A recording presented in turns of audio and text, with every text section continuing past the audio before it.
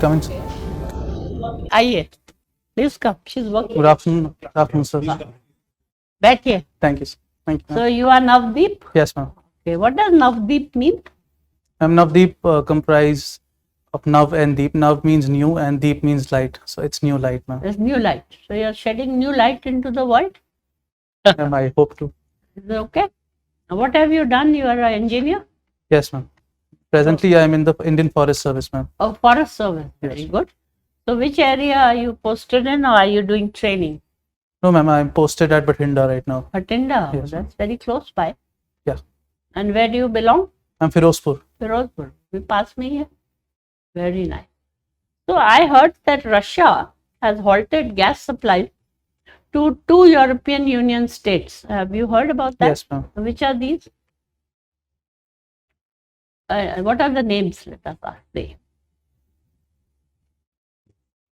I'm not able to recall the names. Doesn't- European countries, but I'm not able to You recall. know Europe, but you don't know the names. I'm not of able to recall countries. right now. That's all right. So tell me about hydrogen. Lot of talk about hydrogen gas, right? And they're saying that's the future of India. H2O and the hydrogen out of it. What do they do? How do they produce the hydrogen? Ma'am, the process is electrolysis of water. Okay. So by whatever means, be it thermal electricity or green electricity, we are dissociating the water molecules into hydrogen and oxygen Okay. at anodes and cathodes, and accordingly hydrogen gas is taken out. And what do you use the hydrogen gas for? Majorly for fuel. Hmm. It can be used in various For power the cars and all that, or Yes, ma'am. something else? cars, also in industries, also for heating. Industry also. And it's the green something. Green fuel, is it? Green fuel, yes, ma'am. If we It's called consider, the green fuel. yes, ma'am. Okay, tell me that is the mutation of a gene possible? Gene, gene. Yes, ma'am. How? How is it? How does it mutate? Suppose a human being has a faulty gene. Yes, ma'am. Then what do? What do I do to mutate the gene or change it? Gene mutations normally happens when the process is the underlying process, that is RNA, when this is copied, there are certain errors while copying the RNA onto the protein it wants to encode. So Okay. whenever there's an error in the alphabetical order, or let's say any of the formats in which genes are presented, then we call it as a gene mutation, ma'am. So it can change. Yes, ma'am. So just like that, this COVID virus, whatever, it can also change the Omicron virus. Yes, ma'am. A lot That of can variants. also mutate, Yes, ma'am. A lot of variants have come up. come up. What is the latest? Have you heard? It's the series of B.1.6, ma'am. So Right. there are certain subfamilies of particular AB, I read AB also. Delta variants and Omicron Yeah. variants are. They're all named after Greeks. Yes, Greek ma'am. whatever, the letters, right? Generally. That's all right. Have you ever heard of Mendel? George Mendel, Yes. Mendel. Yes, So ma'am. who's he? Ma'am, he was a biologist in terms of giving the inheritance laws Right. with respect to mainly vegetative properties. How are they varying because of genes and Genetic. how genetic The genetic, variations right. of genes. Yes, ma'am. So is he remembered or has he been long forgotten? Because he was quite ancient. I mean. And we do study about them in biology. do study. We've studied, ma'am. Okay. Have you done biology also or you haven't? Not as a major subject, ma'am. Not Only during the preparation, not as Not other. Yes. Okay. Tell me, what is rain-fed agriculture? India is a rain-fed agriculture country. So how much percentage is dependent on rain and how much otherwise? Rain-fed agriculture comes from the word that the agriculture is not dependent on the other sources of irrigation. It is Right. mainly by the rains, which are mainly the monsoons. So So are we short? Are we short of water? yes, ma'am. We So do. what to do? Ma'am, we have to ensure that the dependence on rains is minimized, and we have certain mechanisms where water harvesting can be done with Right. whatever available resources that we have, be it groundwater or the river or canals irrigation. We have to use them judiciously by proper agroecological methods, so that water which is available is more used rather than being more dependent on rains, which due to climate change and other such factors might just not go well with our planning. So that is, You know, because whatever little I know, that in some houses, one per person, about 16 buckets of water is calculated, that you might use 16 buckets of water for your bath, for your clothes, whatever you do. And now there is a shortage. So how to teach people the, the science of using every drop? Like we use the tap and we leave it open, kya gana ga raha hai, or something. So how do we train them? Now, if we talk about the attitude of people, we first need to make them realize the importance of water and how the future generation is going to suffer because of shortage of it. That's right. So if we talk about the overall scenario, then we have to look at various forms, as in where in agriculture it is being used, where in industry it can be minimized, how wastewater can be again put into channelized in better manner. But if we talk about the attitude in person, that can only be done through sensitization, ma'am. Training from the school levels itself and also at the village level. Like you are a forest officer, right? Yes, ma'am. Now, in very forested areas, I have seen that they have a lot of streams and nalas and all sorts of things, rivers.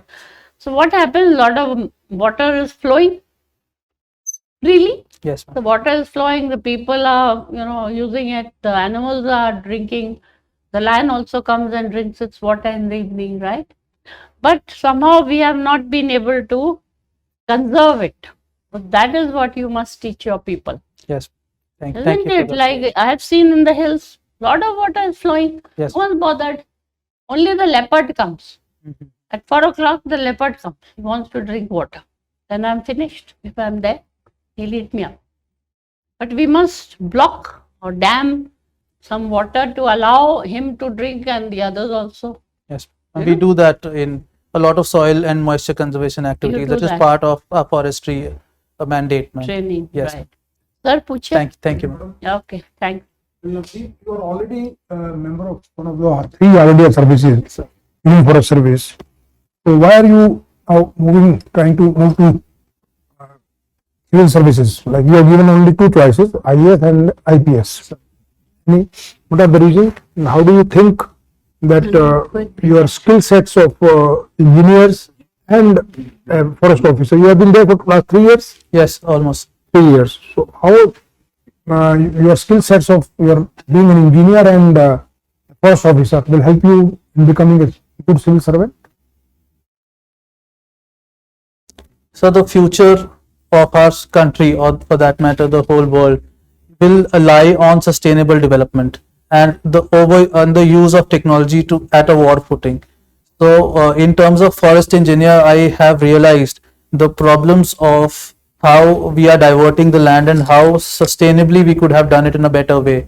So by being in the policy circles at the later stage and being as a field officer in the IAS, I can look at the whole situation more holistically with respect to empowerment of people, of the dependent communities which are there, and how they can make peace with the environmental conservation as well, along with the developmental activities. And if we talk about the electronics part of it, sir, we are moving towards a national electronic policy. We are talking about the PLI schemes in semiconductors. We are talking about how we are using these in the forestry sector itself, for example, demarcation of boundaries through using GIS technologies. Having read about them in detail, I think I'll be able to use my knowledge in procurement systems and also how to utilize them in the best possible ways. So I think they will come handy when I join the services in the IAS. Okay, so IAS as a career, do you also find different from what you see in case of forest service? So there are certain differences, sir. Let me know. So the ambit of the IAS in Punjab specifically, I felt that is quite wide and it's more challenging. There are a lot of departments, lot of challenges. The ambit of public service and the empowerment of people that I felt in the IAS, having worked in the COVID management and crisis situation also, I think it will be more satisfying for me as a career. Okay, good.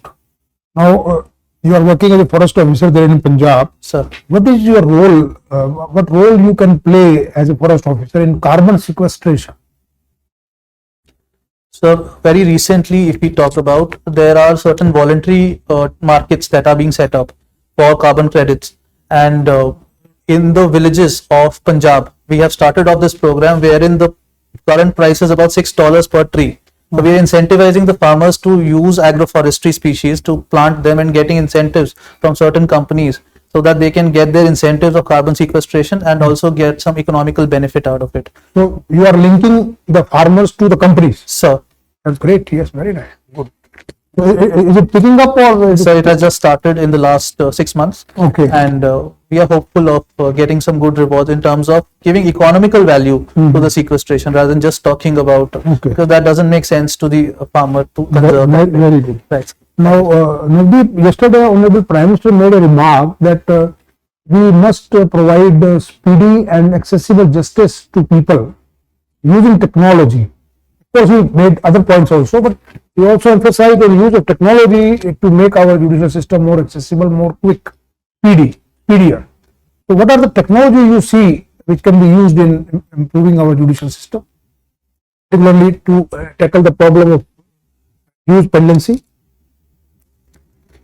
So the technology, especially the AI, has a lot of potential in this regard, sir. Because there are a lot of cases, if the AI models are taught in such a way that certain fixed categories of judgments are presented to the judges in such a way that they only see the major portions of the entire set that is presented to them. So decisions can be made more quickly. And at the same time, sir, if you want the vulnerable sections to access just judicial system, they are not able to find the right kind of environment wherein advocates or NALSA or SALSA are able to get close to them. So if we have a platform like user-friendly apps wherein we can connect them with the required number of advocates, I think we will be able to tackle at both the levels the issue of just speed. Now, coming to Punjab, last month there was a resolution passed by Punjab Assembly to transfer Chandigarh to Punjab. Okay, and which was countered by Haryana Assembly. They also had a resolution passed. So, what is your opinion? Should Chandigarh be transferred to Punjab or any other alternative would you? So we should trace back to the history of this conflict. The Anandpur Sahib resolution that was negotiated with the centre at that point in time talked about giving Chandigarh to Punjab and transferring some areas, especially the Fazilka belt, to the Haryana state. So because that did not materialize in that manner, and Punjabis feel that they have more claim over it, so it makes sense that if both of the parties can agree that either both the states should have different capitals, or Chandigarh should remain a UT and it should be independent of both, like what we did in Andhra Pradesh and Telangana. Andhra Pradesh could also have fought with the same thing, but they decided that we'll move on to some consensus building from the bottom itself can be a more plausible solution rather than imposing by different states, because it will always be a conflict. Good, very good. Right. Thank you. So now my last question. Punjab also is a, I think, very big polluter of NCR by way of stubble burning. So, This is the district in Punjab which causes maximum pollution due to stubble burning. We are working in Bathinda. I believe. sir. Which district in Punjab is having serious problem of stubble burning? So they are majorly the Malwa belt district. Malwa belt. So, but Malwa belt. Mansa Mansa.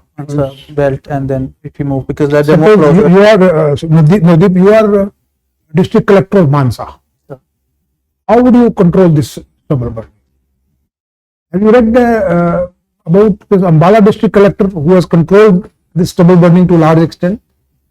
Recently, I read an article. District collector of Ambala district in Haryana. He has taken some innovative steps and lot of, I would say, persuasion and prompting farmers. As a result, stubble burning has come down by, I think, 70-80%. Anyway, in Punjab, what steps would you take as district collector? So the steps need to be taken at both the levels. First would be prosecution and the related acts of pollution. We need to use them more effectively. And second, which is more important, is making farmers realize the benefits of in situ and ex situ utilization of that stubble.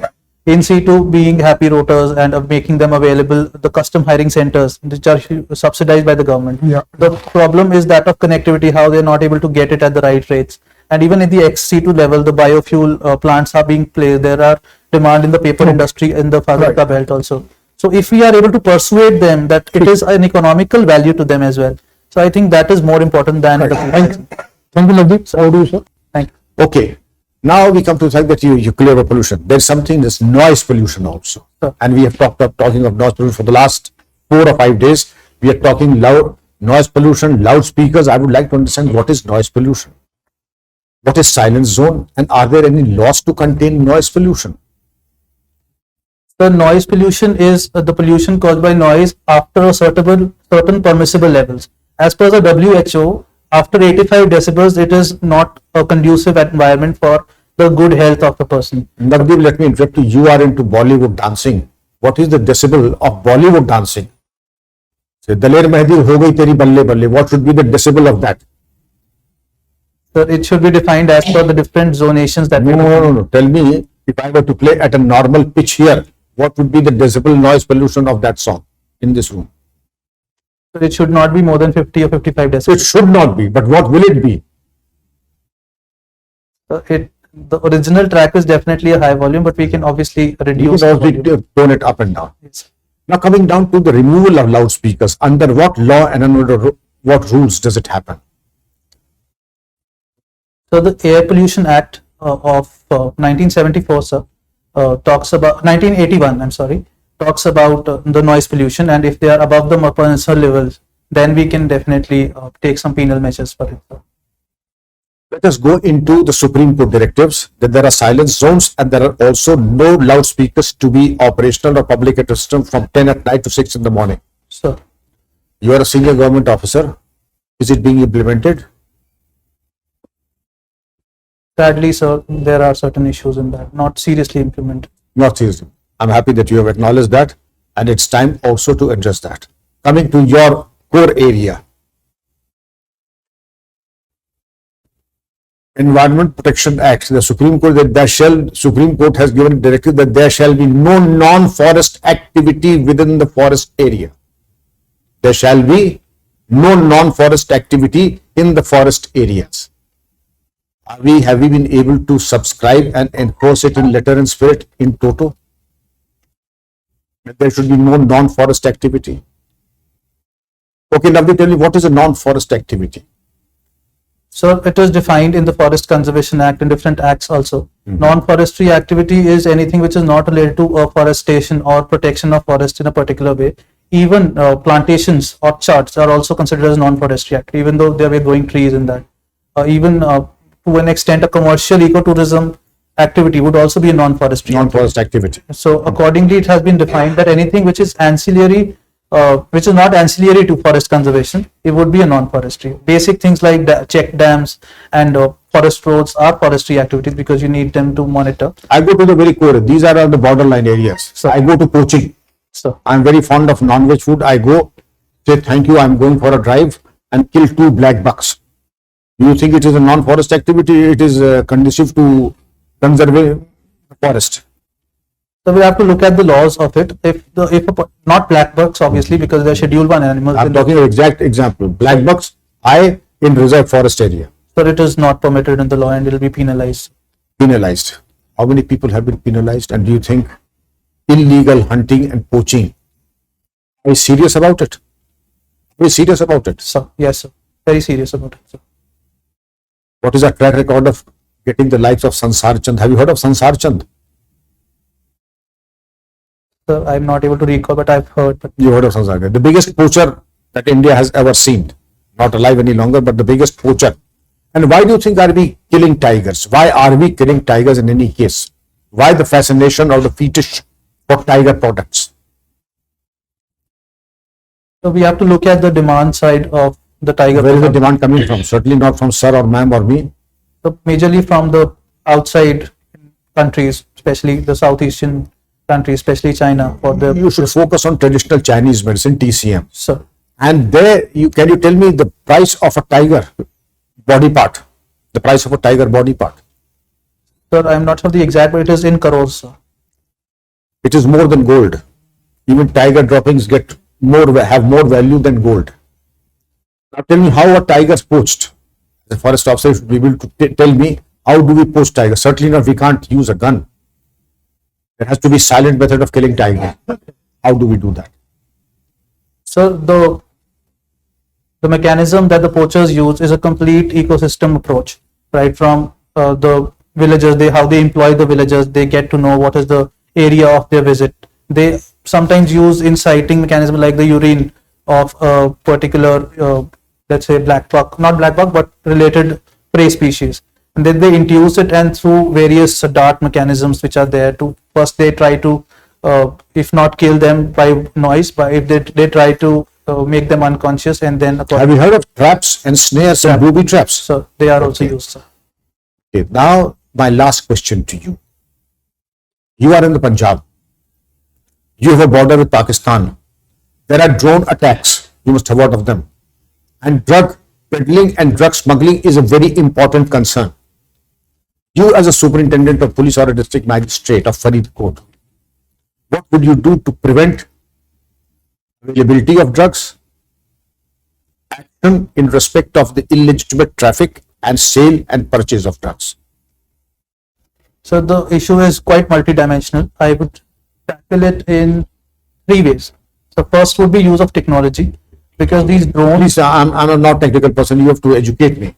Please educate me. So if recently drones are being used, mini drones I would say, which are not able to, we are not able to track through our traditional channels. So for that we need the eyes and ears of the villagers who are present in and around. So we have to ensure that the border developmental issues are addressed. People are moved towards trafficking because they feel that their issues are not addressed. Most of the land has gone to Pakistan, and most of the land has come under the BSF jurisdiction. So because they are having such issues, so they are more prone to drug trafficking. So we have to take care of that. Second, we have to ensure the entire supply chain of drugs has to be tackled. We have to see how and where is it going, and we have to nab them according to the technology that is being used. And thirdly, we have to empower the demand side constraints of it, as in the adolescents who are getting attracted to it. If the demand is less, then definitely we will be able to. Understood. You have got a clear concept. Now, my last question would have been the earlier, but since you are so knowledgeable and so focused and energetic as far as this problem is concerned, NDPS Act is the only act in the country that recommends death penalty in case of serial and repeat offenders. Punjab, in spite of all this, has there been a confiscation of immovable property or any death sentence in the Punjab? And if not, why not? So I am not aware of. Yes, you would have known only if there had been a case. And if there has not been a case, it is a horrific scene. And as a future editor, it is your job to find out why. So thank you so much. Navdeep, I heard you saying that you seek to address larger questions, socio-economic questions, to technological solutions, and that's why you want to get into IAS or IPS, because that gives you a bigger canvas to deal with. Stubble burning question of Punjab. How do you see this in terms of solution? Will you seek technological solution to it? Do you see political solution to it? Or do you see economic solution to it? So as very well pointed out, it is a mix of all three solutions, maybe in a little less proportion in terms of weightage, but at all three levels the problem is there, sir. So we need to address at all three levels, sir. A good percentage of population, say in a state like Bihar, also have to subsist on farming, but that's not that big a problem over there, stubble burning, right? Do you see some linkage between average land holding size and stubble burning question? Sir, I'll have to read more about it, sir. Do you think that, I mean, we are given to understand that Punjab, Haryana, Sindh, extending up to Afghanistan, traditionally has been pastoralists area, right? They supplement, historically, they have supplemented agricultural income with a good dose of pastoralism, right? In the modern times, pastoral activities and subsistence on pastoralism has declined. Do you see the stubble burning question related to it? There can be a connection, sir. Yes. What is that? So because the stubble which could have been fed to the pastoral community through how they were moving, then probably the pastoral community itself would have taken care of certain part of the problem. So because it has reduced considerably, as rightly mentioned, so this has a slight inkling, sir. Okay. What is Angus Madison report? Have you heard of it? Angus Madison report? Sorry, sir. You haven't. Recently, RBI came out with a report, and it tells us that instead of 2 to 3 years of recovery, it will take rather long, 12 years for Indian economy to come to the pre-COVID levels of growth. Why? What are the reasons for this? What are the new factors that have come up that RBI has to recalibrate these figures? Or So COVID was an unprecedented event, and we were not prepared for it. And the way it has completely shaken the economy, as rightly mentioned, it will take more time because of multiple reasons. The demand has, again, the demand of the products, it went down a lot, and now it has recovered. But at the same time, the MSME sector or the industrial sector, which got shut down, we are not able to revive them back. Right now, the employment. we are told that manufacturing is doing pretty fine. Yeah, a little better. So, what is it? Where is this recalibrated figures actually drive its content from? I'll have to read about it. Is it that RBI in its previous estimate had underestimated the role of informal sector in Indian economy? And Sir, we have always been considerate of how much they are contributing to the economy, and there could be an underestimation earlier, but we were quite aware of their contribution in almost all the sectors. So there are not just these reasons, but multitude of other reasons that I'll have to read about, sir. I'm not very sure of the answer. okay, now tell us a little bit about your interest in Bollywood dancing. Dancing, yes, sir. Bollywood dancing. Is there a special genre of dance that you can typify as Bollywood dance, or what is it like? Bollywood dance means what? Sir, it is a different type of a genre, wherein the style is more of a freestyle. It is not restricted to a particular classical style or a Western style. It is dependent upon the mood of the song and depend on how the demand of Bollywood songs is coming up. Accordingly, the steps are also refined in that way. It has a mixture of folk, it has a mixture of bhangra, it has a mixture of various forms of certain elements of even couple dances like salsa. So it's a mix of all dances which is quite free flowing. So that is what I like about Bollywood dancing, sir. Okay.